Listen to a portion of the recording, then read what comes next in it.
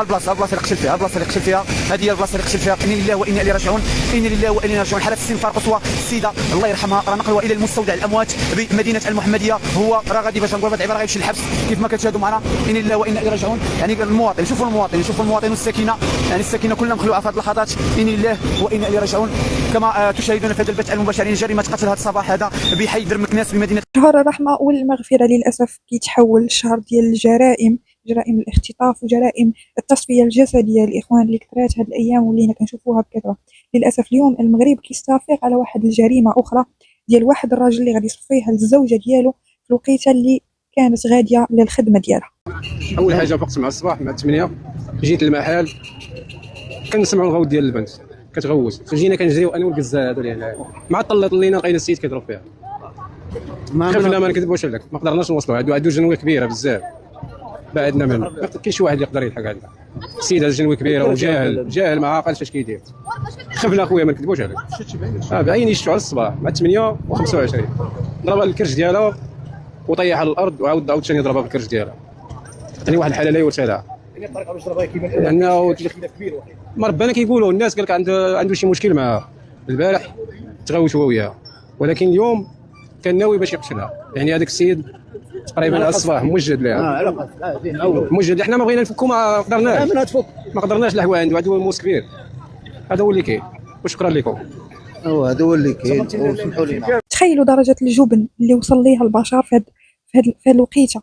يعني رجال كتقول قزار كيكون بصحته، وحنا عارفين التعامل ديال القزار كيكون صحاح، كيكون عنده واحد البنيه جسديه قويه.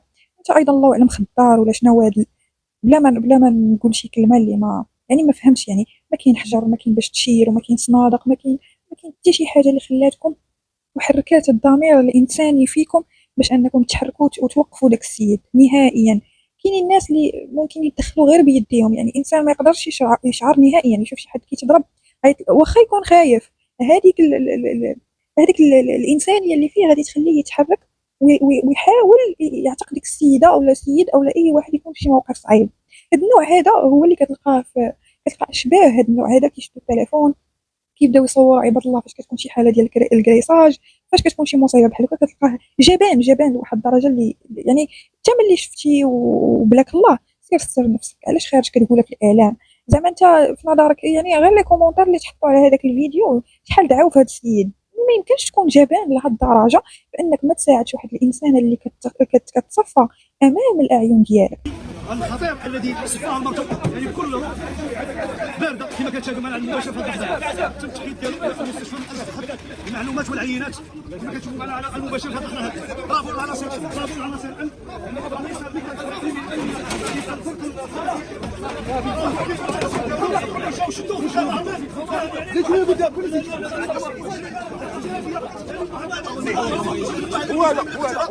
هذا هو المجرم اللي صفاها مراته بدم بارد كما كتشاهدوا معنا على المباشر. هو في قبضه رجال الامن الوطني بعد مجهود كبير بعد ما صفى يعني لقاو عليه القبض احد الغابات هنا بمدينه الحماديه. برافو.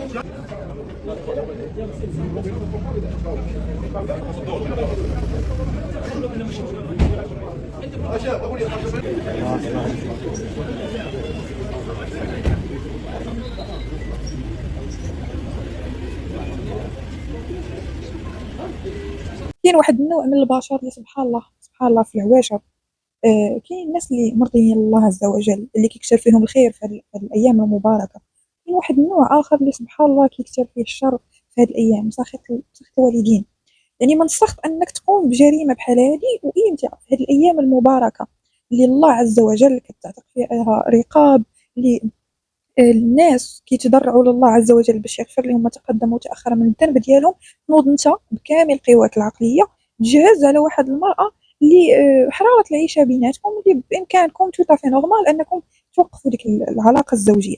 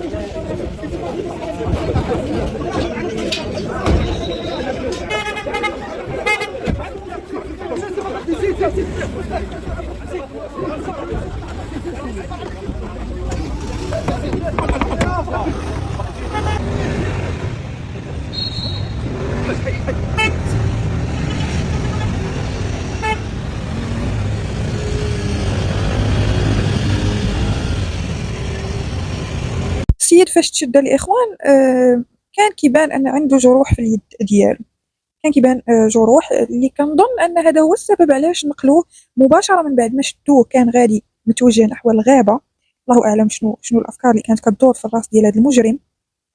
فملي لقطوها الاخوان لقطوه كان في اليد ديالو جروح، فكنظن هذا هو السبب اللي خلاهم ينقلوه للمستعجلات. فكان واحد التطويق امني كبير، ما عرفتش علاش. انا بالنسبه لي بحال هاد المجرمين اللي كيصفيو الناس بلا ما نذكر الكلمه، واللي كيسرقوا وكيديروا الكريساج، والله الا خصهم يعريو ليهم على وجوههم، خصهم يخليونا نشوفوا الملامح ديال هاد المجرمين ونعقلوا عليهم ونذكروهم. لانه من العيب ان نحميو هاد المجرم في الوقت اللي هو اقترف لنا واحد الجريمه اللي كبيره. انا هذه وجهه نظري بطبيعه الحال، لا الزم بها احدا. كنعرف هي بشوفة الوجه. خويا جات السيده مجوجنا جوج الناس بحذر الصراعات مع البارح حنا في الناس يقول لها رجع لنا حالك، هي ما باغاش ترجع. علاش؟ صافي حالي ما اختي، صافي راه كاينين حنايا اخويا. انا ما هما عندهم صراعات مع بعضهم، حنا ما عندناش ما عايشاش معاهم الجو العائلي الداخل ولا شي حاجه، ما عايشاش معاهم، حدنا ما يتفرقوا، هو دا مع سر معاه ويدا سر معاه. حنا ما عندناش، كانوا عندهم صراعات مع بعضياتهم، عندهم شي خصام مع بعضياتهم، هما عندهم ديجا خصام مع بعضياتهم، عندهم خصام مع بعضياتهم ديجا، عندهم الخصام مع بعضياتهم تيتخاصموا دابا جات واقيلا غضبانه لهنايا، جات غضبانه صافي يقول البارح يلاه رجعي معايا، ما بغاش ترجع وصافي خليها، تقول لي طلقني، ملي ما بغاش طلقت واقيلا عندهم وليدات ولا مجوجين بحال العمل عندهم وليدات، وراه بعدا راه كبير ماشي باقي صغير قد التقات، وراه تكون عنده شي 46 50 بحال هكا غادي فيها، هي باقا فهمتيني ضروري تكون باقا المراه شويه باقا شاد. المهم فهمتي السبب هي خارجه من المنزل ديالها، هي ماشي هربانه عليه. شوف هو الاصل ديالو يكون خايب، وراه بحال والو من دار بحال الطعنات بحال هكا غيكون ماشي سي نورمال ماشي طبيعي يكون. ضربها هنا يا خويا، ضربها ملي طعنات ملي ضربها ليه حاجه مسكينه خارجه ملي جا الوفاكاش داخل الوفاكاش هنا جا ليها جا ليها اخوات.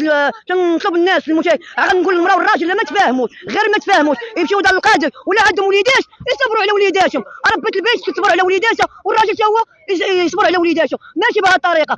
واحد من الفيديوهات الاخوان اللي تفرجت فيه واللي كانوا كيتكلموا على واحد السيد من غير هاد السيده، وكان كيشرح لهم اولا كان كيحكي لهم كيفاش وقعت الجريمه اللي كان حاضر. فتخيلوا ان هما هاد الاحياء قراب من بعضياتهم كنظن، وايضا ان الوليد ديال هاد السيده اللي كيقولوا عبر التصريحات ديالهم هما بطبيعه الحال انه مطلقه بهذاك الوليد من راجل اخر ومزوجه بهذا الشخص اللي حاليا واقفه معه على الاطلاق. فتخيلوا ان الوليد جا المكان لعين المكان وشاف الدماء ديال الام ديالو، وليد اللي باقي صغير وشاف هذه المشاهد وسمع هذه المشاهد. تخيلوا معايا كيفاش غادي يكون، كيفاش غيكبر، كيفاش غتكون النفسيه ديالو. ما كانش بهذه الطريقه راه يمشي بنادم لدار القاضي، ولا كان الزواج بحال هكا ما كاين ما فيكم حتى واحد، ما كاين حتى واحد اللي غيفكم. واش تبان لهم اله حاده من الحجم الكبير وين خرج بالله شكون اللي غادي يفك؟ راه اله حاده تبان لي، ولكن كون بانت لك اله حاده يقتل لك المراه ضعيفه غنتلاح عليها انايا، غنتلاح عليها بزاف، غنتلاح عليها. ولكن لا اله الا الله. وتنطلب الناس المشاهدين صحاب كومونتيرات قولوا ردوا عليها شي حاجه على هذه المراه الضعيفه اللي قتلها الزوج ديالها مدينه المحمديه.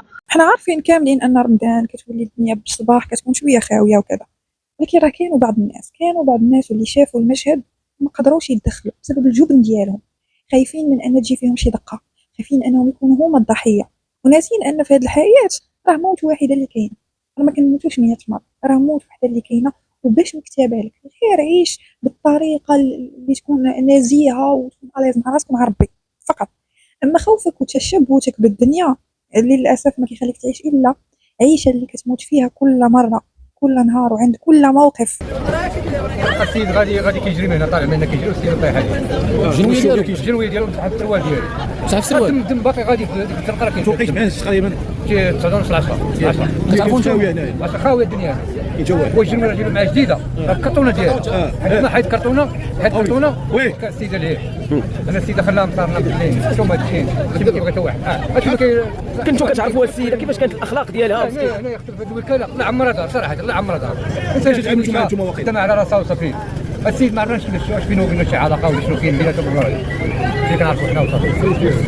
الزوج ديالو الزوج ديالو حنا كنعرفوا الزوج ديالو واخا يكون الزوج ديالها انت بحال كيما كان مراتك ملي بغيتي تودي مراتك لا حول ولا قوه. واخا يكون الزوج ديالكم تروح وياها كل واحد يعيش الحياه ديالو واش كتغير ديال واش ما كيبغي حتى شي واحد والناس ديال القانون راه غيشدوه ما غاديش اليوم غيجيبوه باش ما كان غيجيبوه روح عزيز عند الله عزيز عند الله حتى هما عيب واش هادي واش هادي الناس نكل بها الاخوان. السيد دق ليها اللحم ديالها، الايدين ديالها مضروبين، الذات ديالها كلها بلا ما نشرح راه السيد وصف راه كلها خرجات وبانت. فللاسف لا حول ولا قوه الا بالله. هذا دليل ماشي غير على ان ما يمكنش نقولوا ان السيده اللي ضربات لا كيف كانت الاخلاق ديالها وهي بشهاده الناس جميعا كلهم كيشهدوا بحسن الاخلاق ديالها وبان السيده كتعيش مقرا راسها ومقرا عباد الله. لكن انك انت تقوم بهذه الجريمه ولو يكون الدافع مهما كان في هذه الايام المباركه راه ما كيدل الا فقط على انك انسان خايب، انسان ما كتسواش. يعني ما خفتيش الله لا في الايام العاديه وما خفتيش الله في هذا الشهر العظيم عند الله، وحنا في المنتصف ديال شهر رمضان وما خفتيش الله نهائيا. فلا حول ولا قوه الا بالله. اللي غادي نقول والله ياخذ في الحق كيف ما يتمتي داك الوليد، انا اعتقد كيقولوا بانه عندها وليد، فلا ياخذ في الحق انك غتعيش داك الوليد بواحد القصه وبواحد البؤس ديال واحد القصه اللي غادي تبقى كتعايش معاه. وايضا الله ياخذ في الحق كيف ما رزيتي ديك السيده في الحياه ديالها وظلمتيها، وهي ان شاء الله غادي تكون شهيده باذن الله، لانه ما كاينش دوافع اللي تخليك تقتل واحد الانسانه اللي صايمه والزوجه ديالك في هذا الشهر المبارك. كانوا فاهمين قالك واقفين عطله، ولكن انا كنشوف السيده خدامه السيده راه ماشي شي بلاصه حرام ولا شي حاجه، يعني السيده راه خدامه في الوقت خدامه فوق شنو الناس راهي مسدوده راهي ضوء الكاميرا تشوف هو كيقول لك كيدير مخدرات وداك الشيء. لا خدام هو ولا ما خدامش واختي اخويا شحال نقول لك كيقولوا خدام شويه كيقولوا ما خدامش. انت راك عارف شويه صبروا لنا الاختلاف ديالي ما باجي من اول يعني انا نقول السيد ماشي الوعي ديالو راه ماشي نورمال هذا الشيء هذا. هاد السيده جايه غاده الخدمه ديالها وانت تلقى ليها بجنويه وبقيتي كضرب فيها راه غيبطلوا ديالي هنايا مصدومين. حنا كنعرفوا خير الاحسان نمشيو لواحد الوفاقات كنتعاملوا هذاك الشيء كنقعدوا كنشوفوا هكا، ولكن كنشوفوا هذا الشيء اللي واقع قدام عباد الله مخلوعين وليد صغار مخلوعين عيالات مخلوعين هادشي كلشي مخلوع. واش في الشارع الله وصافي مع عائلات هاجر الله وهذا الشيء ما يمكن الا اننا نسميوه انه هذا ولد الحرام حقر هذه السيده وقرر انه يرزيها في الحياه ديالها. الله ياخذ فيه الحق دنيا واخره، والحمد لله على نعمه الامن والامان اللي في بلادنا ورجال الامن قرقبوا عليه قبل ما الله يحفظ. انه بحال هذا البشر ممكن جدا انه يحس براسو انه مشى فيها ويمشي يصفيها لناس اخرين اللي عندهم معاه خلاف، كيف ما اليوم كنشوفوا انه عنده خلاف مع الزوجه ديالو فقرر انه كيف كنقولوا يكون هو القاضي وهو المحامي وهو اللي ياخذ القرار ديال المصير ديال الحياه ديالها وانه ينهي الحياه ديالها. والله ياخذ فيه الحق. وهاد العواشر صراحه محتاجين في المغرب انه يرجع يطبق الحكم ديال الاعدام، صراحه محتاجين انه يرجع يطبق، لانه كنشوفوا ان بعض المجرمين وبعض الناس مابقاش كيخوفهم حتى السجن. بالنسبه لهم الحبس شي حاجه ولات من الرفاهيه للمجرمين والناس اللي عندهم الافكار الاجراميه انهم ينتقموا من الناس ويمشيوا يعيشوا في السجن واكلين شاربين عايشين معززين مكرمين كيف كيقولوا هما. فمحتاجين ان تكون هناك عقوبات مشدده، عقوبات ماشي حبسيه فقط بالحبس، انما عقوبات تكون صارمه، تكون داخله في اطار الخدمات، يقوموا بخدمات الاخوان، يخدموا يضربوا تماره اضافه الى السجن. ايضا كنتمنوا ان عقوبه الاعداء راكم عارفين الكماله ديالها، كنتمنوا انها ترجع للمغرب. محتاجين بزاف اننا نشوفوا الناس اللي كتاخذ حقها بيدها او كتنتقم من الناس او كتقرر انها تفضي حياه الناس، اننا نشوفوهم معدمين صراحه. فهذا ما كان الخوت بالنسبه لهذا الفيديو. ما تنساوش تحطوا معكم ديك لايك، ديروا ابوني، والله يرحم هذه السيده ويوليها برحمه الله يا رب ويثبتها عند السؤال.